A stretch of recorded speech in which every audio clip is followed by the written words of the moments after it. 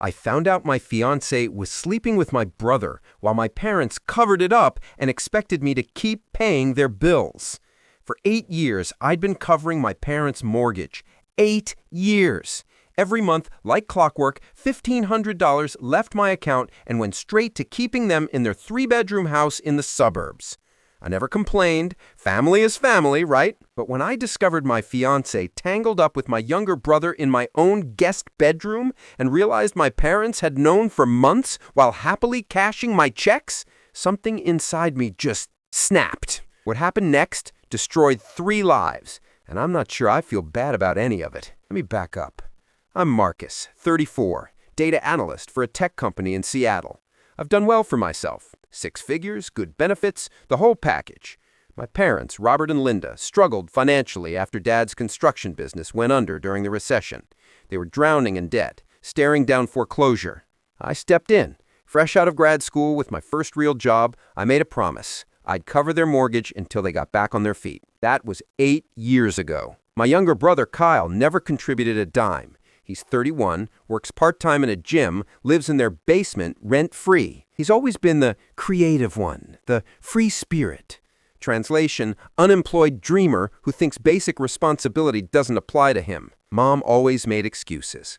Kyle just needs time to find himself. Meanwhile, I'm subsidizing his extended adolescence. 3 years ago, I met Vanessa at a work conference. She was charming, beautiful, worked in marketing for a pharmaceutical company.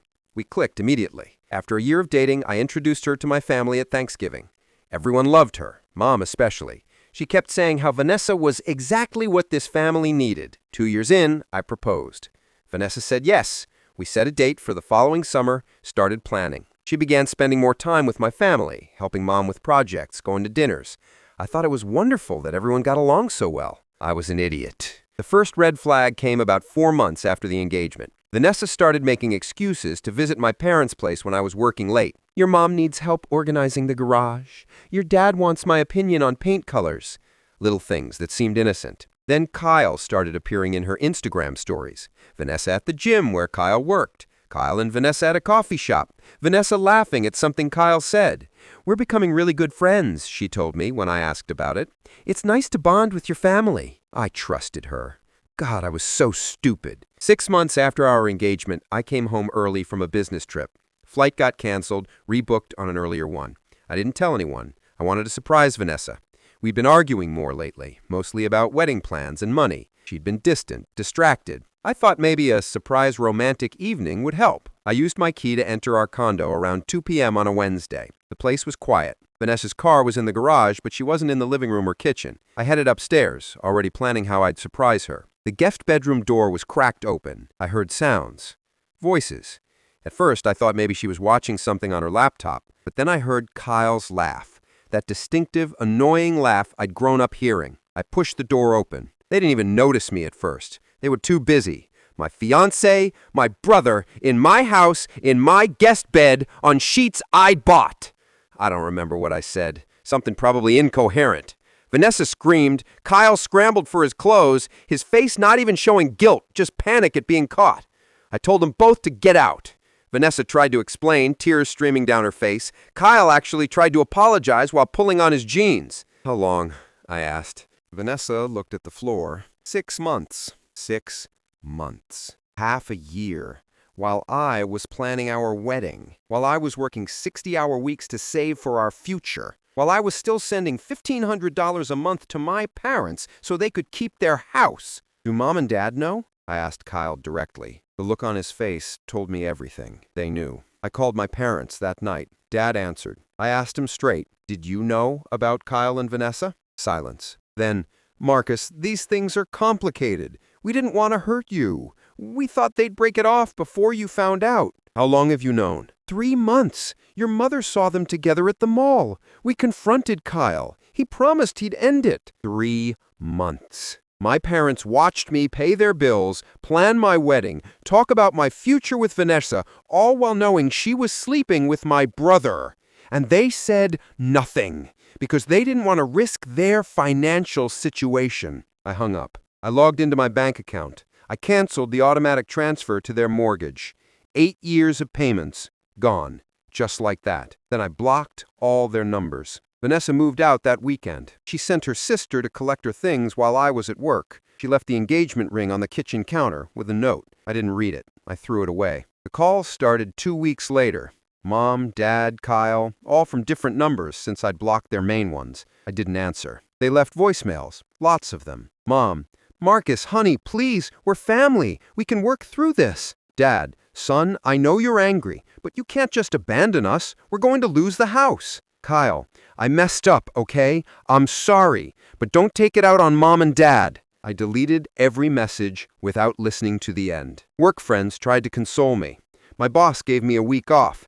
I spent it hiking alone in the mountains, trying to process everything. The betrayal wasn't just romantic, it was familial, complete. Everyone I'd trusted had chosen themselves over me. 4 months after I stopped the payments, my parents received foreclosure notices. The bank doesn't care about family drama. They tried reaching me through my work email. HR forwarded the message, asking if I wanted them blocked. I said yes. Month 5, they lost the house. I found out through a mutual family friend who didn't know the full story. Such a shame about your parents losing their place. Are they moving in with you? No, I said simply. They called from another new number. This time, I answered. Where are we supposed to go? Mom sobbed into the phone. That's not my problem anymore. You had 8 years to figure out your finances. You had 8 years of my money buying you time. You used that time to help Kyle break up my engagement and lie to my face. We're your parents. I stopped being your parents when you chose him. I hung up. Turns out they moved into Kyle's apartment, the basement apartment at a friend's place that Kyle rented for $600 a month. 2 bedrooms, 1 bathroom, about 900 square feet for 3 adults. I heard this through the grapevine. I didn't care. 2 months after moving in together, Kyle and Vanessa got engaged. 6 months after my discovery, they got married. Dad walked Vanessa down the aisle. Mom posted pictures on social media. I saw them because a coworker, trying to be helpful, showed it to me. Can you believe this? She asked, outraged on my behalf. I could believe it. It was exactly the kind of narcissistic, delusional behavior I'd expect from all of them. What I didn't expect was the complete collapse that followed. 3 months into their marriage, Kyle still couldn't hold a steady job. Vanessa was supporting them both on her marketing salary, which was decent, but not enough for 2 people, plus helping with Kyle's share of his parents' expenses. The cramped apartment situation wasn't helping anyone's mood. Mom called me from yet another new number, 4 months after their wedding. I was in a good mood that day, so I answered. What? Marcus, please. We need help. Your brother's marriage is falling apart. Vanessa is leaving him. We don't know what to do. And you called me because... You're his brother. Family has to stick together. I actually laughed. You're kidding. You're actually kidding right now. We know we hurt you, but nothing. You made your choices. Live with them. I hung up. Through continued social media stalking that I'm not proud of but won't apologize for, I pieced together what happened. Vanessa apparently realized that the free spirit lifestyle isn't so attractive when you're the only one paying bills. Kyle's part-time gym job wasn't cutting it. He refused to get a real career, claiming that it would crush his soul. Meanwhile, Mom and Dad were depressed, cramped, and constantly complaining. Vanessa found herself supporting not just an unemployed husband, but essentially his parents, too. 4 months in, she filed for separation.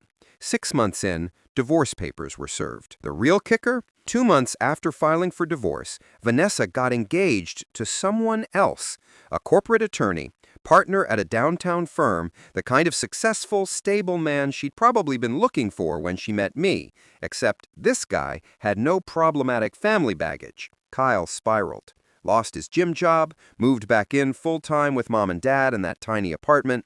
Dad's health started declining. Stress-related issues. Mom developed anxiety problems. The family friend who'd originally told me about the foreclosure gave me updates I didn't ask for, but didn't stop either. Kyle tried reaching out directly about a year after everything exploded. Long email, pages of apologies, explanations about how he'd been confused, how Vanessa had pursued him, how he knew he'd destroyed everything. He asked if we could get coffee. I replied with 2 words, delete this. What's funny, in a dark way, is that I'm doing better than I ever have. After the initial shock and anger wore off, I felt light, free. I hadn't realized how much weight I'd been carrying, how much of my life had been oriented around other people's needs and expectations. I got a promotion at work, partly because I was no longer distracted by wedding planning and family drama. I started dating again, taking it slow, being more careful about who I let into my life. I bought a new car with the money I was no longer sending to my parents. I took a trip to Japan I'd been putting off for years. My parents' friends tried staging an intervention. 5 of them cornered me at a coffee shop near my office. "Your parents are suffering. Whatever happened, family is family. You need to forgive and help them." I listened politely. Then I explained, calmly and clearly, exactly what had happened. How my fiancé and brother had carried on an affair for 6 months, how my parents knew and said nothing while continuing to take my money, how they'd chosen protecting my brother over protecting me. The friends went quiet. A few looked uncomfortable. One woman, Mrs. Patterson, who'd known our family for 20 years, actually apologized to me. "I didn't know all that. They told us you'd cut them off over a family disagreement." They lied, which tracks. Last I heard, Mom and Dad are still in that small apartment with Kyle. Dad's working part-time at a hardware store. Mom does bookkeeping from home. Kyle apparently got a job at a warehouse, loading trucks. They're getting by, barely. Vanessa married her attorney last month. Big wedding from what I saw in tagged photos. She looks happy. Good for her, I guess. She's someone else's problem now. I've documented everything. Every text, every voicemail, every email. Not because I think I'll need it, legally, but because sometimes I wonder if I remember it correctly, if it was really that bad. Then I read through the messages and remember, yes, it was. People ask if I'll ever reconcile with my family. The answer is no. Some betrayals are too fundamental. They didn't just hurt me in the moment. They showed me who they really are when it matters. My parents chose financial security and their favorite son over basic decency. Kyle chose immediate gratification over brotherhood. Those aren't mistakes. They're character. I'm 36 now. I've been in therapy, working through trust issues. I'm dating someone new, someone with no connection to my old life. We're taking it slow. She knows the whole story. Her response was, "Your family sounds toxic. I'm glad you got out." She's right. I did get out. Some people might call me cold or unforgiving. Maybe I am. But I sleep well at night, knowing I'm not funding the people who betrayed me. I'm not pretending everything is fine for the sake of keeping peace. I drew a line, and I've stuck to it. Looking back, the only thing I regret is not seeing it sooner. The signs were there. Vanessa's increased distance, Kyle's sudden interest in my life, my parents' weird evasiveness about family gatherings. But I was too busy being the responsible one, the dependable son, the good fiancé. I ignored my gut because I wanted to believe the best in people I loved. That was my mistake. I won't make it again. Sometimes the trash takes itself out, and all you can do is make sure the door locks behind it. Update. My family, who covered up my fiancé's affair, just showed up at my door after 2 years of silence. It's been 2 years since I posted my original story. I honestly didn't think I'd ever update. But something happened last week that I need to process, and writing helps. For those who don't remember, my fiancée Vanessa cheated with my brother Kyle for 6 months. My parents knew and hid it while I paid their mortgage. I cut everyone off and stopped the payments. They lost their house, Vanessa married Kyle, then divorced him for a wealthy lawyer, and I moved on with my life, or so I thought. Last Tuesday, I came home from work around 7 p.m. I live in a nice condo now, better building than before. Downtown Seattle with actual security. As I'm walking from the parking garage to the elevator, I see 3 people sitting in the lobby. My stomach dropped before my brain fully registered who they were. Mom, Dad, and Kyle. They looked bad. Not just older, but worn down. Dad had lost weight. Mom's hair was almost completely gray. And Kyle looked like he'd aged a decade. They stood up when they saw me. I should have kept walking to the elevator. I should have called security. Instead, I stopped. "What are you doing here?" My voice came out flat. Mom stepped forward. "Marcus, please, just 10 minutes. We drove 3 hours to see you." "How did you even get this address?" Kyle spoke up. I hired someone, a private investigator. Cost me 2 months' salary, but we needed to find you." I felt violated, angry, but also weirdly, I wanted to hear what could possibly be so important that they'd track me down after 2 years of silence. 5 minutes, I said. In the lobby, not in my home. We sat in the corner, away from the front desk. They looked at each other, unsure who should start. Finally, Dad cleared his throat. "Your mother is sick." I waited. He continued. "Breast cancer, stage 3. She needs treatment, surgery. The insurance from her bookkeeping job barely covers anything. We burned through our savings. We're drowning in medical bills." Mom pulled out a folder, hands shaking. Medical documents, bills, treatment plans. It looked legitimate. I didn't touch the folder. "I'm sorry to hear that," I said. And I meant it. Despite everything, I didn't want Mom to suffer. "But why are you telling me?" "We need help," Kyle said. His voice cracked. "We've tried everything. Loans, fundraisers, payment plans. It's not enough. The doctors say she needs the surgery within the next 3 months or—" He didn't finish. "So you want money?" "We want family," Mom whispered. "I know we don't deserve it. I know what we did was unforgivable. But I'm asking, as your mother, please, I don't want to die with this between us." I looked at the three of them. 2 years ago, I would have felt something. Guilt, maybe. Obligation. Now I felt tired. "You know what's interesting?" I said quietly. 2 years.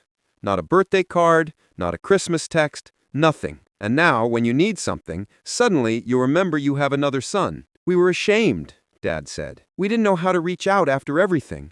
We thought you'd never forgive us." "You were right about that." "Please," Mom started crying. "I'm begging you. Not for them, for me. I made terrible choices, but I'm still your mother. I changed your diapers. I taught you to read. I sat up with you when you had nightmares. That has to count for something." It was emotional manipulation. I knew it. They knew it. But it was also true. She was my mother, and she was dying. "I need to think," I said, standing up. "Don't contact me. Don't show up again. If I decide to help, I'll reach out. If you don't hear from me within a week, you have your answer." I walked to the elevator and didn't look back. That night I couldn't sleep. I called my girlfriend, Amy. We'd been together for 18 months now, living separately but serious. I told her everything. "What do you want to do?" she asked. "I don't know. Part of me wants to help because she's sick. Part of me thinks this is just another manipulation. They had 2 years to apologize and only show up when they need something. What does your therapist say?" I had already emailed Dr. Richardson. Emergency session tomorrow morning. The session was brutal. Dr. Richardson didn't tell me what to do, just asked questions. Hard ones. "If your mother dies and you didn't help, how will you feel? If you help and they betray you again, how will you feel? What would helping look like? What are your boundaries? Are you helping because you want to or because you're afraid of guilt?" I left that session with clarity I didn't have going in. 3 days after their visit, I called Dad's number. He answered on the first ring. "I'll help with Mom's medical bills," I said. "Direct payments to the hospital only. I'll contact them, set up an account, pay what insurance doesn't cover. You will never see the money. You will not ask me for anything else, ever. This is not reconciliation. This is me helping a sick woman who happens to be related to me." "Marcus, thank you. Thank you so much. I'm not done. These are the terms. You accept all of them or you get nothing. 1. Kyle never contacts me again. Not email, not phone, nothing. He's dead to me, and that doesn't change. 2. After Mom's treatment is done, we go back to no contact. This doesn't fix anything between us. 3. You don't tell extended family I'm helping. I don't want credit, sympathy, or people trying to convince me to rebuild the relationship. 4. If I find out you lied about any of this, if this is some scam, I'll make sure everyone knows exactly what you are." Silence. "Then we accept all of it. Thank you, son." "I don't call me that. Send me the hospital information." I hung up. I contacted the hospital the next day. Set up a payment arrangement directly with their billing department. Mom's surgery was scheduled for 3 weeks out. The total cost after insurance, $87,000. I negotiated it down to $62,000 through the hospital's financial assistance program and payment plans. I structured it so I'd pay it over 18 months, interest-free. It would hurt my savings, but I could manage it. I didn't tell my parents the amount. They didn't need to know. The surgery happened last month. I got updates from the hospital only, per my request. It went well. Mom's prognosis is good. 6 months of follow-up treatment, but they got everything. She'll likely make a full recovery. I felt nothing. Relief, maybe, but not joy, not reconciliation. Just the quiet satisfaction of knowing I'd done something good, even if it was for people who didn't deserve it. Amy asked me why I did it. Because I'm not them. They chose money over morals. I'm choosing to help a dying woman, even though I hate her choices. That's the difference. I can live with myself. You think you'll ever forgive them? No. Forgiveness isn't the same as helping. I'm not doing this for a relationship. I'm doing it so that 20 years from now, I don't wonder if I made the right call. Now I know I did. Last week, I got a card in the mail. My address again, which annoyed me. Mom's handwriting. "Marcus, I don't have words for what your generosity means. You saved my life when you had every reason not to. I hope someday you can forgive us, but I understand if that day never comes. You're a better person than I ever was. Thank you, Mom." I put the card in a drawer. Didn't throw it away, but didn't display it either. Kyle tried to contact me through social media. I blocked him without reading the message. Terms are terms. The interesting thing is, I thought helping them would make me feel something. Regret, maybe. Or it would open some door to reconciliation. It didn't. If anything, it closed the door permanently. I helped because it was right, not because I wanted them back in my life. And now, I know for certain, I don't want them back. Not ever. Amy and I got engaged 2 months ago. Small proposal. Just us on a hiking trail in the mountains. We're planning a tiny wedding, immediate friends only. No family on my side because I don't have family. Just people I choose. People who've earned their place. Someone at work asked me last week if I'd invite my parents to the wedding, now that I'd helped with the medical bills. Like somehow paying for cancer treatment means automatic forgiveness. Why would I invite strangers? I said. They looked confused. But they're your parents. Biology isn't the same as family. They're people I used to know. That's all. I'm 36 years old. I have a woman I love who loves me back without betrayal. I have a career I'm good at. I have friends who show up. I have a life I built after everything burned down. I helped my biological mother because I could, because it was right, not because it fixed anything. Some people will think I'm cold. Maybe I am, but I sleep perfectly well at night. I didn't let bitterness make me cruel, but I also didn't let guilt make me a doormat. I drew a line, helped where ethics demanded it, and walked away clean. They say the opposite of love isn't hate, it's indifference. I finally understand that. I don't hate my parents or Kyle anymore. I just don't care. They're background noise in a life that's moved forward without them. I paid for cancer treatment the same way I donate to any charity, because someone needed help, not because it meant anything personal. And honestly, that feels like the healthiest place I could have landed. I kept my humanity without sacrificing my boundaries. That's the real win. Write what you think about this situation. Also, if you like this video, give a thumbs up, subscribe, and turn on the bell to receive notifications about the latest videos. See you next time. Bye-bye.